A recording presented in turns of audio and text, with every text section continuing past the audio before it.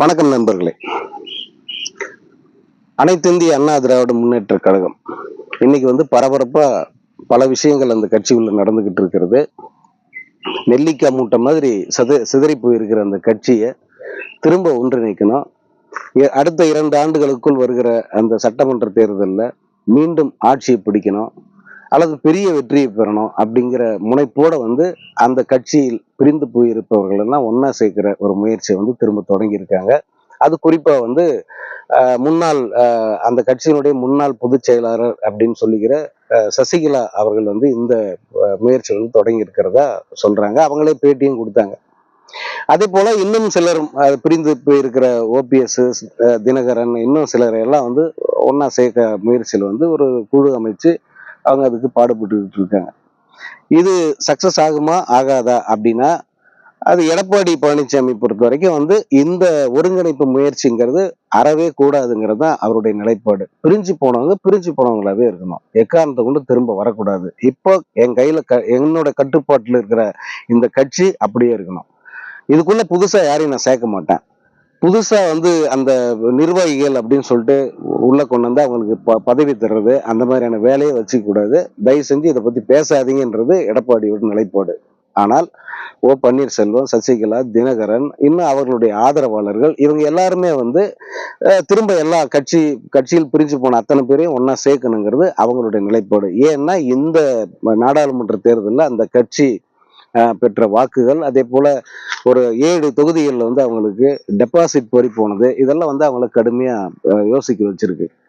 இதுல எடப்பாடியை தவிர மற்ற அனைத்து நிர்வாகிகளும் இந்த ஒருங்கிணைப்பு முயற்சிக்கு ஆதரவா இருக்கிறதா தான் தெரியுது. அதாவது எடப்பாடி கூடவே இருக்கிற அவரது ஆதரவாளர்களும் கூட இந்த ஒருங்கிணைப்பு முயற்சியில ஓரளவுக்கு உடன்பட்டு எடப்பாடி கிட்ட சமரசம் பேசணும் அப்படின்னு சொல்லிட்டு அவங்க முயற்சி பண்ணிக்கிட்டு இருக்காங்க. 2 தினங்களுக்கு முன்பு அந்த முயற்சி நடந்தது. ஆனாலும் எடப்பாடி தன்னுடைய நிலைப்பாட்டில் பிடிவாதமா இருக்காரு அப்படிங்கிறது தான் அந்த பேச்சுவார்த்தைக்கு போய் வந்தவங்களுடைய கருத்து. குறிப்பா செங்கோட்டையன் மாதிரியான மூத்த தலைவர்களுடைய பார்வை அப்படித்தான் இருக்கு. இவர் கொஞ்சம் விட்டு கொடுக்கலாம், திரும்ப ஒரு பலத்தோட நம்ம அந்த தேர்தலை சந்திக்கலாம், கட்சி ஒன்றுபடணும். அதே போல பிரிஞ்சு போயிருக்கிற கூட்டணி கட்சிகள், முக்கியமா இந்த கூட்டணி கட்சிகளை திரும்ப நம்ம கட்சிக்கு உள்ள கொண்டு வரணும்னா நம்ம ஒருங்கிணைந்த பலமான கட்சியா இருந்தா தானே அவங்கள கூட்டு வர முடியும். அதனால இந்த முறை எக்காரணத்தை கொண்டோம் நீங்க எந்த அந்த தயவும் சொல்லாம நீங்க இந்த ஒருங்கிணைப்பு முயற்சிக்கு ஆதரவு தரணுங்கிறது அந்த மாதிரி மூத்த தலைவர்களுடைய நிலைப்பாடு. இப்ப இந்த மாதிரி ஒரு சூழல்ல இந்த அதிமுகவில் இருக்கிறவங்களே ஒரு புதுசா ஒரு ஸ்டாண்ட் எடுத்திருக்காங்க. இது யாரு அப்படின்னா, சமூக வலைதளங்கள்ல இயங்குறவங்க, அதே போல எந்த தரப்புமே வேணாம்பா, இந்த கோஷ்டி அந்த கோஷ்டி, சசிகலா கோஷ்டி, எடப்பாடி கோஷ்டி, தினகரன் கோஷ்டி, இப்படி எல்லாம் எந்த கோஷ்டியும் வேண்டாம், எல்லாரும் அமைதியா இருங்க, இந்த கட்சிக்கு நடுநிலையா பிரபலமா பவர்ஃபுல்லா இருக்கிற ஒருத்தரை கொண்டு வரணும் அப்படிங்கிறது அவங்களுடைய நிலைப்பாடு. அப்படி யாரை கொண்டு வர முடியும்? யார் இருக்காங்க அது போல பிரபலமாவும் இருக்கணும், பவர்ஃபுல்லா இருக்கணும், எல்லார் மனசுல இடம் பிடிச்சவரா இருக்கணும் அப்படின்னா ஒரு சினிமா நடிகரை தான் இருக்க முடியும் இல்லையா? ஏன்னா இப்ப ஒரு சினிமா நடிகர் தான் அந்த தகுதிகளோட உள்ள வர முடியும். நிறைய பேர் நடிகர்கள் எப்படி அரசியலுக்கு வரலாம், கட்சி தொடங்கலாம் அப்படியெல்லாம் கேட்கறாங்க. நடிகர்களை விடுங்க, சாதாரண பொதுவா இருக்கிற ஒரு சாமானியன் கட்சி தொடங்கி ஒரு சாமானியன் தேர்தலில் போய் நின்னா அவருக்கு என்ன செல்வாக்கு இருக்கும், மக்களுக்கு அவர் தன்னை மக்களுக்கு தெரியப்படுத்துறதுக்கே அவருக்கு 10 ஆண்டுகளுக்கு மேல தேவைப்படும். நீங்க திரைத்துறையில இருந்தா வந்தாரு, ஒரு இயக்குனரா இருந்தாரு சீமான், அவர் தனது கட்சியை நிலைநிறுத்தி தேர்தலில் கணிசமா ஓட்டு வாங்குறதுக்கு எத்தனை வருஷம் தேவைப்பட்டது யோசிச்சு பாருங்க. கிட்டத்தட்ட 15 ஆண்டுகள் தேவைப்பட்டுச்சு அவருக்கு. இன்னைக்கு 3வது இடத்துல நிக்கிறாரு, அதுக்கு அவருக்கு 15 ஆண்டுகள் தேவைப்பட்டுச்சு.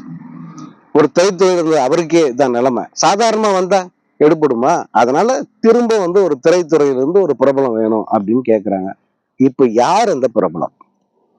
வேற யாரும் இல்ல, அஜித்குமார் தான் அந்த பிரபலம். அவரை கட்சிக்குள்ள கொண்டு வரணும் அப்படிங்கறத பல அதிமுக தொண்டர்களுடைய வெளிப்படையான பதிவுகளா பார்க்க முடியுது. அதை அதிமுக தரப்பில் கேட்கும் போது வந்தா ஒன்னும் தப்பு இல்லையே, வரலாமே, நமக்கு உடனடியாக கை மேல் பலன் கிடைக்குமே அப்படிங்கிற துணியில தான் அவங்க எல்லாரும் பேசுறாங்க. குறிப்பா அதிமுகவின் 2ஆம் மட்ட தலைவர்களுக்கே அந்த மாதிரியான ஒரு எண்ண ஓட்டம் இருக்கு. எடப்பாடி எதுக்குமே பிடி கொடுக்காம இந்த அளவு பிடிவாதமா இருந்தா இந்த மாதிரி ஒரு ஆளுமையை கட்சிக்குள்ள கொண்டு வந்து அவர் தலைமையில மொத்த பேரையே ஒருங்கிணைக்கணும் அப்படிங்கிறது தான் இந்த கட்சியில் இருக்கிற இளையவர்கள், இரண்டாம் மட்ட தலைவர்கள் சிலருடைய கருத்தா இருக்கு. இது வந்து இன்னைக்கு நேத்து பேச்சு இல்லை. ஆக்சுவலா இந்த அதிமுகவை பொறுத்த வரைக்கும் அவங்களுக்கு விஜய் வேண்டாம், ரஜினிகாந்த் வேண்டாம், இவங்கெல்லாம் யாரும் வேணாம், அஜித் இருந்தா போதும் அப்படிங்கிறது கிட்டத்தட்ட 10 ஆண்டுகளாக அவருடைய மன ஓட்டம் இது. ஜெயலலிதா உயிரோட இருந்த காலத்திலேயே அஜித்தை வந்து கட்சிக்குள்ள கொண்டு வரணும் அப்படிங்கிற ஒரு மன ஓட்டம் பலருக்கு இருந்தது. அந்த அம்மா மறைஞ்ச பிறகு அஜித்குமார் இந்த அதிமுகக்குள்ள வரணும் அப்படின்னு பலரும் வந்து ஆசைப்பட்டாங்க. ஏன்னா அதிமுகவுக்கு, குறிப்பா ஜெயலலிதாவுக்கு ரொம்ப நெருக்கமா அவர் மனசுக்கு பிடிச்சவரா இருந்தவர் யாருன்னா அஜித்குமார் தான். ஜெயலலிதா மனதில் இடம் பிடித்த இளம் நடிகர்கள்ல முக்கியமானவர் அஜித்குமார். கிட்டத்தட்ட வந்து அவரை வந்து தன்னுடைய மகன் மாதிரி அவர் நினைச்சாரு அப்படின்னு சொல்லுவாங்க. சோ அதிமுகவோட குறிப்பா ஜெயலலிதாவோட அரசியல் வாரிசா அஜித்தை ஏற்கணும் அப்படிங்கிறது தான் இவங்களுடைய வேண்டுகோளா இருக்கு. இப்போ வந்து அது திரும்பவும் அந்த கருத்து இந்த 2 தேர்தல்களின் போதும் வந்து பலர் அதை சொல்லிக்கிட்டு தான் இருந்தாங்க. ஆனா எடப்பாடி அப்புறம் அந்த மாதிரியான தலைவர்கள் எல்லாம் வந்து இந்த கருத்தை வந்து துளியளவு கூட காது கொடுத்து கேட்கிற மனநிலையிலே இல்லை. ஏன்னா தனியா வந்து அவங்க கோல வச்சு ஆரம்பிச்சிட்டாங்க. தனியா வந்து கையில அதிகாரத்தை எடுத்துக்கிட்ட பிறகு இன்னொருத்தர் கீழே அடங்கி போக முடியுமா அவங்களால? அதனால வந்து அவங்க எல்லாம் வந்து அவ்வளவு சுலபத்துல இந்த மாதிரியான ஒரு ஆளுமையை உள்ள கொண்டு வர்றதுக்கு அவங்க விரும்பல. ஆனா அதிமுகவுடைய தொண்டர்கள், அதிமுகவுடைய 2ஆம் மட்ட தலைவர்கள் பலருக்கும் இதில் உடன்பாடு இருக்கு அப்படிங்கிறது தான் வந்து உண்மை.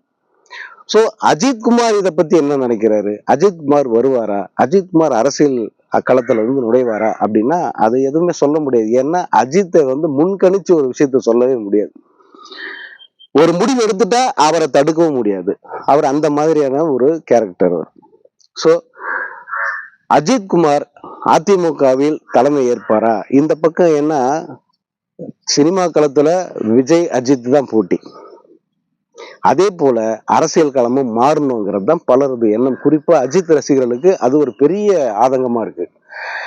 விஜய் வந்து கட்சியை அறிவிச்சிட்டாரு, அடுத்து 2026 தேர்தல் வந்து நான் நிச்சயமா நிக்கிறேன்னு சொல்லிட்டாரு. அப்படி இருக்கும்போது அஜித்தை வந்து வரலாமே, ஏன்னா வந்து அதற்கான இடம் இருக்கு, வெற்றிடம் இல்லாம இல்ல, இருக்கு. அவர் வந்து தனி கட்சி தொடங்கிட்டாரு. இங்க அதிமுகவுல சரியான தலைமை இல்லாம அல்லாடுது. இன்னும் 2 ஆண்டுகள் இருக்கு. அதுக்குள்ள அஜித் வந்தாருன்னா ரொம்ப நல்லா இருக்கும். இந்த போட்டி வந்து அரசியலிலும் தொடரணும் அப்படிங்கிறது இவங்களுடைய ஆசையா இருக்கு. அஜித் என்ன முடிவெடுப்பார், அதிமுக தொண்டர்களுடைய விருப்பத்தை ஏற்பாரா அப்படிங்கறதெல்லாம் இனி வரும் காலங்கள்ல தான் தெரியும்.